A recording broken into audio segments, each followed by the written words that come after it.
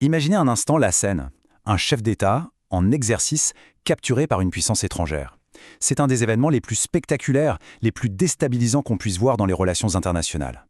Eh bien, le 3 janvier 2026, c'est précisément ce qui s'est passé au Venezuela. On va décortiquer ensemble les conséquences de cette opération hors norme.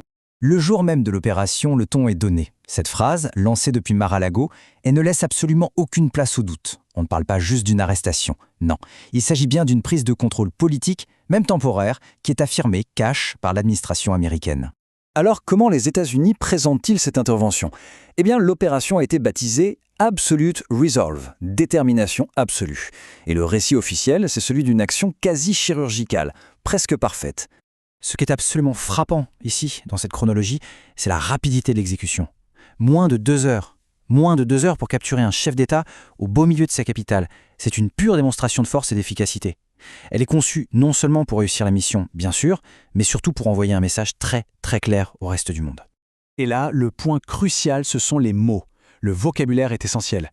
Pour éviter de parler de guerre ou de changement de régime, Washington a fait un tour de passe-passe. On remplace le langage du conflit par le langage de la justice. L'opération n'est donc pas une guerre, c'est une action de police pour arrêter un chef de cartel. Le cartel de Los Soles, c'est le nom donné à ce réseau de hauts responsables vénézuéliens soupçonnés de trafic de drogue. La nuance est de taille. On n'attaque pas un État souverain, on arrête un criminel. Bon, passons maintenant à la première conséquence majeure, le pétrole. C'est la sève du pays. Qu'est-ce que cette intervention change concrètement pour l'économie vénézuélienne? Il faut bien comprendre une chose. L'économie pétrolière vénézuélienne était déjà à genoux. Ce chiffre, 75%, il est vertigineux. Il illustre l'effondrement total de la production sous le poids des sanctions américaines, et ça, c'était avant l'intervention. Le secteur était déjà vidé de son sang. Et voilà la question qui se pose tout de suite. Maduro est écarté, d'accord, mais alors, à qui vont revenir les bénéfices des immenses réserves de pétrole du pays? Là-dessus, deux visions s'affrontent complètement. D'un côté, il y a l'espoir. L'espoir d'un soulagement pour la population, qui pourrait enfin voir l'argent du pétrole servir à acheter de la nourriture et des médicaments. Et de l'autre côté, il y a la vision, très clairement affirmée par Donald Trump, d'une reconstruction du secteur par et pour les entreprises américaines. Attention, les analystes préviennent. La reprise va prendre des années, et un allègement des sanctions, s'il y en a un, sera très lent et soumis à des conditions politiques.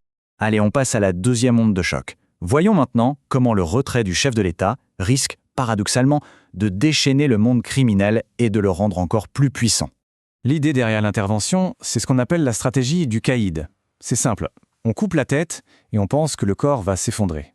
Le problème, c'est que cette stratégie a un historique d'échecs assez spectaculaire sur le continent américain. On l'a vu en Colombie, après la mort de Pablo Escobar, ça a créé des vides de pouvoir encore plus violents, encore plus chaotiques. Et cette liste, elle illustre parfaitement qui attend dans l'ombre pour combler ce vide. Des groupes comme les LN colombiens ou le gang vénézuélien Tren de Aragua, ils sont tous prêts à se lancer dans une guerre sanglante pour le contrôle du trafic de cocaïne, de l'or illégal, des armes.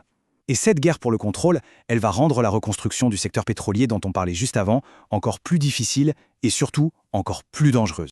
Ce chiffre, 4,1 millions, il donne le vertige. C'est l'estimation haute du nombre d'armes à feu qui circulent parmi les civils au Venezuela. Et ça, c'est sans même compter les centaines de milliers d'armes de guerre dans les stocks de l'armée et des milices. Le risque, il est énorme, que toutes ces armes finissent par inonder les marchés noirs de toute la région. On aborde maintenant la troisième onde de choc, et elle est fondamentale. Il s'agit des questions juridiques très profondes que soulève cette intervention. Est-ce que c'était légal? Le droit international est pourtant très clair là-dessus. L'usage de la force entre États est interdit. Point. Sauf dans 3 cas très, très stricts. Et comme on le voit ici, l'opération américaine ne rentre dans aucune de ces cases. Le Venezuela n'a pas donné son accord, évidemment. Le Conseil de sécurité de l'ONU n'a pas donné son feu vert. Il ne s'agit pas non plus de légitime défense. En fait, tout le débat juridique repose sur cette double identité de Maduro. D'un côté, pour le droit international, c'est un chef d'État. Il bénéficie de l'immunité souveraine. De l'autre, pour le droit américain, c'est un criminel, un narcotrafiquant en fuite. On a donc deux logiques juridiques qui s'affrontent frontalement. Et cette citation, elle a presque 100 ans, mais elle résume parfaitement le cœur du problème. Le principe fondamental, la pierre angulaire des relations internationales, c'est qu'un État n'exerce pas sa puissance chez un autre. C'est la base. Et cette règle fondatrice a été dynamitée. Alors, pour finir, essayons de regarder vers l'avenir. Quelles sont les conséquences sur le long terme? Pas seulement pour le Venezuela, mais pour toute la région. Les risques sont tout simplement immenses. L'instabilité pourrait contaminer les pays voisins, alimenter par un trafic d'armes sans précédent et provoquer de nouvelles crises de réfugiés. Et peut-être le plus important, ça crée un dangereux précédent. Un précédent qui pourrait redéfinir les règles du jeu pour tout le continent.